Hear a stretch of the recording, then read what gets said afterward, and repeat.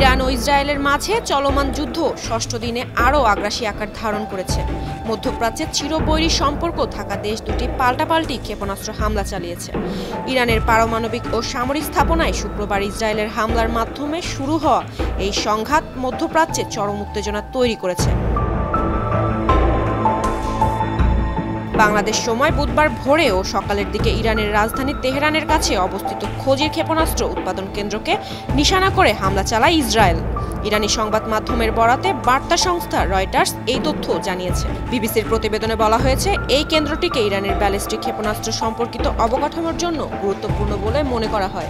গত বছরের অক্টোবরেও এটি ইসরায়েলের হামলার লক্ষ্যবস্তু ছিল। এদিকে ইরানের 12 ক্ষেপণাস্ত্র ঘাঁটিতে হামলার দাবি করেছে ইসরায়েলের প্রতিরক্ষা বাহিনী আইডিএফ। শুধু তাই নয়, ইরানের অভ্যন্তরে একাধিক সামরিক স্থাপনায় নতুন করে বিমান হামলা চালিয়েছে ইসরায়েলি সেনাবাহিনী। সেনাবাহিনী বলেছে, আজ 12টি ক্ষেপণাস্ত্র উৎক্ষেপণ ও সংরক্ষণ স্থাপনায় হামলা চালানো হয়েছে। তেহরানে নেতানিয়াহু বাহিনীর ক্ষেপণাস্ত্র ও বিমান হামলার প্রতিশোধ নিতে ইসরায়েলের রাজধানী তেল আবিবে আরও ভয়াবহ অত্যাধুনিক ক্ষেপণাস্ত্র হামলা চালিয়েছে ইরান। কাতার ভিত্তিক সংবাদ মাধ্যম আল জাজিরার এক প্রতিবেদনে বলা হয়, বাংলাদেশ সময় বুধবার সকালের দিকে ইরানের নতুন আরেক দফা ক্ষেপণাস্ত্র হামলায় তেল আবিব সহ গোটা ইসরায়েলের সতর্কতা সাইরেন বেজে ওঠে। প্রতিবেদনে আরও বলা হয়েছে, ইসরায়েলকে লক্ষ্য করে ইরানের এই ক্ষেপণাস্ত্রগুলো ছিল অত্যাধুনিক হাইপারসনিক। কিছু ক্ষেপণাস্ত্র কিংবা ধ্বংসাবশেষ সরাসরি জেরুজালেম এবং বৃহত্তর তেল আবিব অঞ্চলে আঘাত এনেছে। ইরানের হামলায় ইসরায়েলে একটি পার্কিং লটে আগুন ধরে যায়। এতে 20টি গাড়ি পুড়ে গেছে। ইরানের বিপ্লবী গার্ড বাহিনী বুধবার জানিয়েছে, ইসরায়েলের বিরুদ্ধে সাম্প্রতিক হামলায় হাইপারসনিক ক্ষেপণাস্ত্র ব্যবহার করা হয়েছে। 2024 সালের 1 অক্টোবর ইসরায়েলে ইরানের হামলার সময় তারা কয়েক ডজন ফাত্তা-1 ক্ষেপণাস্ত্র নিক্ষেপ করেছিল।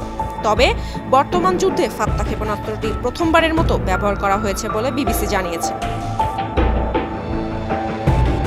ফরাসি বার্তা সংস্থা এএফপির এক খবরে বলা হয়, ইরানের রাষ্ট্রীয় টেলিভিশনে প্রচারিত এক বিবৃতিতে ইরানের বিপ্লবী গার্ড বাহিনী জানিয়েছে, ফাত্তা-1 ক্ষেপণাস্ত্র ব্যবহার করে গৌরবময় অপারেশন অনেস্ট প্রমিস 3 এর 11তম ধাপ পরিচালিত হয়েছে। এদিকে ইসরায়েলের আকাশপূর্ণ নিয়ন্ত্রণে নেওয়ার দাবি করেছে ইরানের ইসলামী বিপ্লবী গার্ড বাহিনী আইআরজিসি। ইসরায়েলের বিরুদ্ধে সর্বশেষ হামলা নিয়ে এক বিবৃতিতে আইআরজিসি জানায়, তাদের শক্তিশালী ও সহজ ব্যবহারযোগ্য ফাত্তা ক্ষেপণাস্ত্র ইসরায়েলের প্রতিরক্ষা ব্যবস্থা ভেদ করতে সক্ষম হয়েছে। এটি প্রতিদ্বন্দ্বী রাষ্ট্রের প্রতি ইরানের ক্ষমতার বার্তা পৌঁছে দিয়েছে। বিবৃতিতে বলা হয়েছে, এই হামলা দেখিয়ে দিয়েছে যে আমরা দখলকৃত ভূখণ্ডের আকাশ সীমায় সম্পূর্ণ নিয়ন্ত্রণ প্রতিষ্ঠা করেছি এবং সেখানে বসবাসকারী জনগণ ইরানি হামলার সামনে সম্পূর্ণরূপে অরক্ষিত। আইআরজিসির এই বিবৃতির আগে মার্কিন প্রেসিডেন্ট ডোনাল্ড ট্রাম্প দাবি করেছিলেন, আমেরিকা ইরানের আকাশ সীমায় সম্পূর্ণ নিয়ন্ত্রণ প্রতিষ্ঠা করেছে।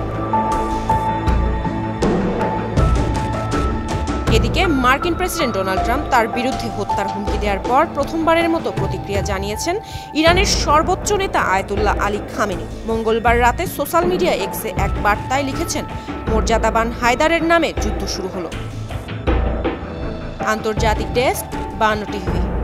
از خون شهدای گرانقدر نخواهد گذشت. از تجاوز